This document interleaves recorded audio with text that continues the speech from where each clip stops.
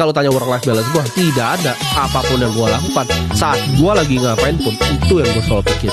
Gimana caranya kalian semua yang di sini ya, ini bisa jadi penerus-penerus gue.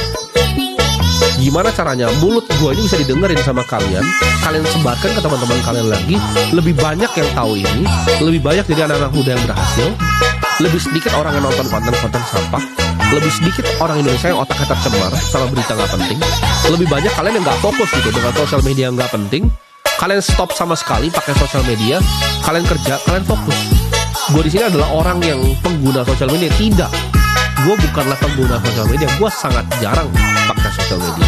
Gue adalah kreator, gue bikin sesuatu di sosial media. Gue bukan penikmat TikTok, gue bukan penikmat YouTube. Informasi yang gue terima itu biasa gue cari antara dari buku-buku klasik yang sudah ditulis lama, atau mentok kalau YouTube cuma podcast paling sama orang-orang paling kaya di dunia. Selain dua itu tidak ada yang gue konsumsi. Oh, ada orang mau joget-joget ya silakan dia joget-joget, gue nggak mau lihat. Jadi kalau kalian tanya apakah gue bahagia, gue hidup sangat bahagia. Gue bangun pagi udah tahu tujuannya apa, gue siang ini udah tahu tujuannya apa, sore gue tahu tujuannya apa, malam gue tahu tujuannya apa. Gue tuh tipenya gue kompetitif ya. Gue dari dulu gue jualan pomade ya. Gue akan bangun lebih dulu dari lu, gue akan kerja lebih keras dari lu, gue akan kerja lebih lama dari lu, gue akan kerja lebih pintar juga dari lu.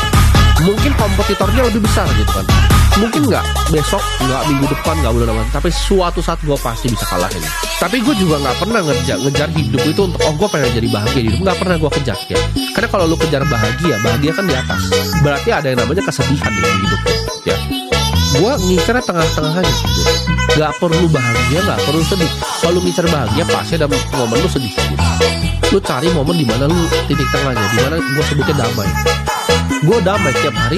Oke, saya dilahirkan di sini ya.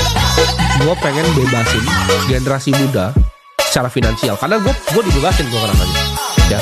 Dan gue berhasil buka rantai gue sini. Gue pengen buka semuanya rantai kali. Mau itu ada banyak yang gak suka, ada setan-setan di luar sana yang gak suka, gue gak peduli. Makanya kalau ditanya gue, oh kalau ada orang yang ngomong begini tentang lu, ada yang fitnah lu begini, apa kalau sedih? Enggak, karena gue gak pernah nyari bahagia atau sedih. Gue gak peduli, gue punya tujuan yang sama gitu. Ada setan-setan yang fitnah gue, ada setan-setan yang mau ngejatuhin gue ya, ada orang-orang lain ya. Biarin toh mereka dalam jangka waktu ya, skala waktu mereka jadi sampah semua ke depannya. Gue percaya ya, ketika generasi baru ini gue pimpin ya, anak-anak seperti kalian semua ini dengerin gue, kita bisa bikin banyak lagi ya.